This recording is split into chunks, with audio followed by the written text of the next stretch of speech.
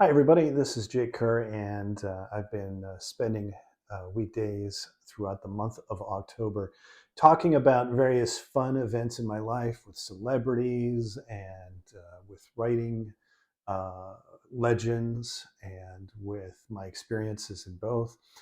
Soon, I'm going to talk about working with Silicon Valley folks, which is its own type of craziness. And and it's all in celebration of the launch of my first novel, Thursday, which comes out on November 1st. Today, what I want to talk about is something that's a lot of fun. It's when you are in a car with some rock stars and you talk music. What is that like? Well, let me tell you. Back in the 90s, again, the previous century, boy, if I felt old last video when I was talking about earlier in the century. Now I feel really old talking about last century.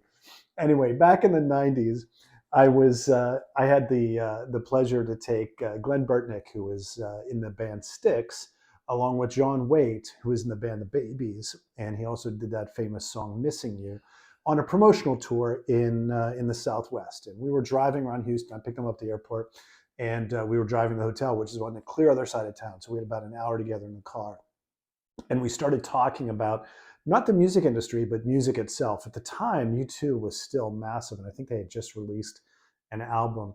And Glenn is an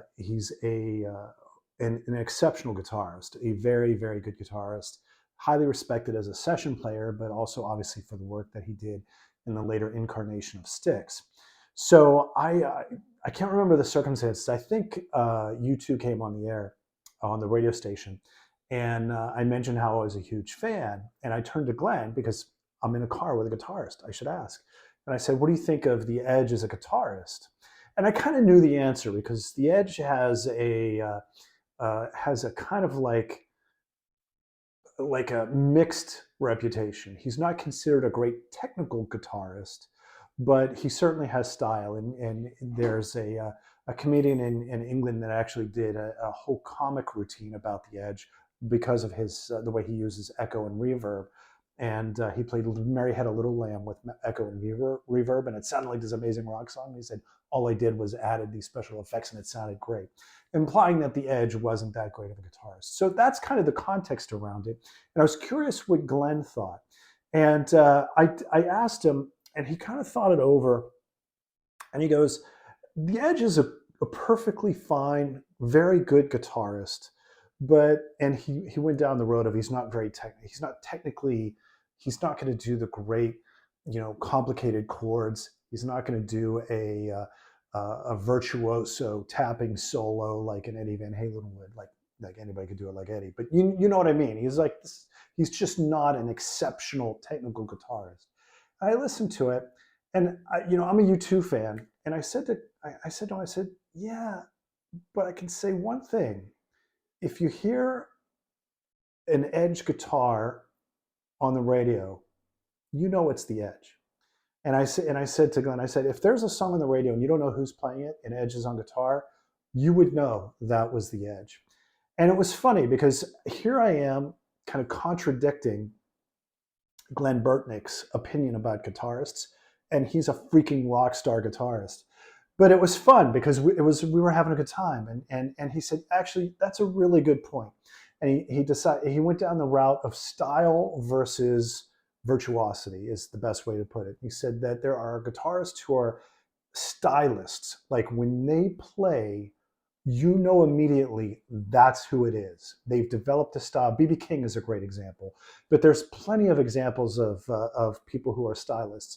And they said there are guitarists who are virtuosos who can play anything, but they may not have as good of a style. And those would be the guitarists in bands that you say, "Oh, that's a great guitarist," but they never stand out in like the best of lists or anything like that. Or you can't say, "Oh, they created this amazing guitar solo." They're just really good guitarists. And Glenn's point to me was, the we shouldn't dismiss great stylists because that is an achievement and a uh, you know a, a skill in and of itself. He said, but also you can't just focus on that. There are other elements to it.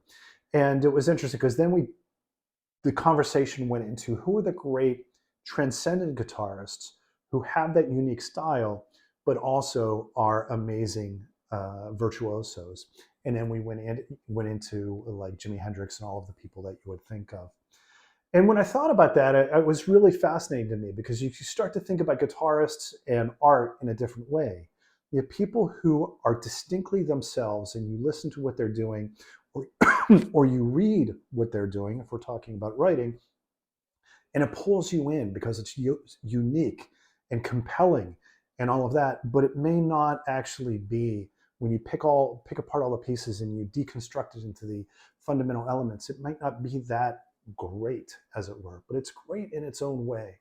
So that was a real lesson for me. I started out just defending, you know, U2 because I'm a big fan, and it went into a conversation with this great guitarist talking about the role of art, the pieces of art, style versus virtuosity, and how they can come together into like transcendence.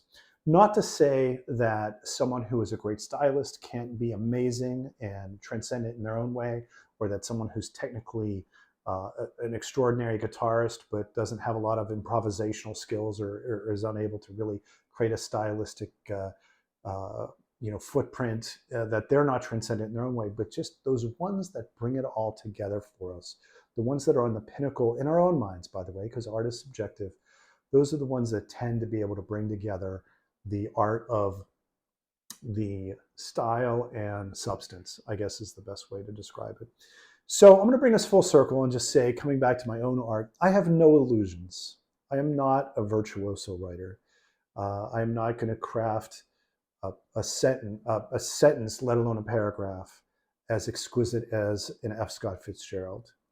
I'm not even going to tell a story that has people on the edge of their seats as good as Dickens, who had people waiting in the docks for his next serial episode. I'm neither of those things. But I do feel like if you were to break down the component parts, that I am more of a story stylist as opposed to a virtuoso.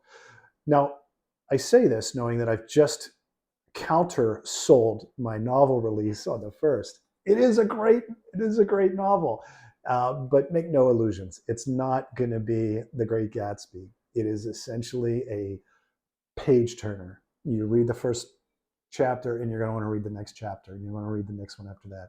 It's absolutely in the style of mass market paperback thrillers, where you pick it up on the beach and you don't want to put it down until you're leaving, your vacation is over. And I hope that is something that you enjoy. Anyway, this was a lot of fun. And again, it all came down to when I had an opportunity to talk about rock guitarists and the art of being a rock guitarist with a truly great rock guitarist.